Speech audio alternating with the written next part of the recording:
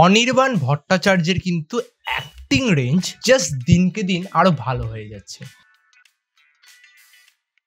Hi guys, welcome back to another video of review sky. তোমার সাথে আমি Rio. তো আজকে আমরা কথা বলতে চলেছি পক্ষীরাজের ডিমের ট্রেলারের ব্যাপারে, যেটা ডিরেক্ট করেছেন শৌকারিয়া ঘোষাল, যার আগের কাজ ভূতপুরি। সেটা কিন্তু আমার খুব ভালো লেগেছিল। তো আমার ট্রেলারটা কেমন লাগলো? ফার্স্ট অফ অল, ট্রেলারটা দেখে আমি খুব খুশি হয়েছি যে বাংলাতে এরকম একটা জনরা এক্সপ্লোর করা হচ্ছে। এখানে কিন্তু একটা এলিয়েনের টাইপের ইউএফও, একটা সুপার ন্যাচারাল জিনিস কিন্তু আনা হয়েছে, যেখানে কমেডিটাও আছে, অ্যাকশনও আছে, একটা সাসপেন্স আছে, একটা থ্রিলার টাইপের আছে, অ্যাডভেঞ্চার থ্রিলার টাইপের আছে। ট্রেলারটা কিন্তু দারুণ ভাবে কাটা হয়েছে। ইভেন যখনই অনির্বাণ দা ফ্রেমে আসছে না, জাস্ট ফেটে যাচ্ছে। ইভেন ক্যারেক্টারটাও এমন ভাবে প্রেজেন্ট করেছে যে যেরকম ভাবে হিউমারটা রাখছে, যেরকম ভাবে কথাটা বলছে, দেখতে জাস্ট দারুণ লাগছে। এবং যে দুটো বাচ্চা, ছেলেটার যে ক্যারেক্টার, সে কিন্তু খুব সুন্দরভাবে অ্যাক্টিংটাও ফুটিয়েছে, যেটা দেখতে খুব সাসপেন্স, খুব সুন্দর লাগছে। হাসিটাও ফুটছে যখন দুজনা ইন্টারঅ্যাক্ট করছে। এবার এর মধ্যে কিন্তু কষ্টটাও ঢুকাতে পেরেছে হয়তো, কারণ অনির্বাণদার কিন্তু দুটো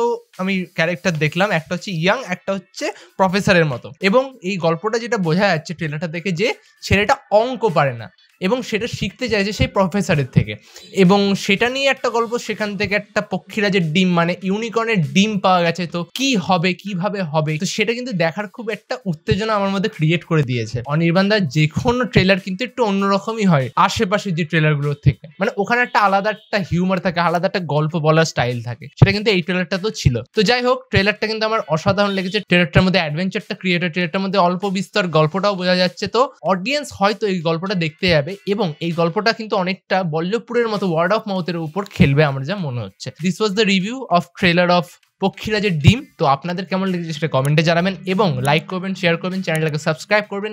এবং লাস্টে যেটা আমরা বলি, যে ভালো থাকবেন, সুস্থ থাকবেন, এবং সিনেমা দেখবেন আমাদের চোখ দিয়ে।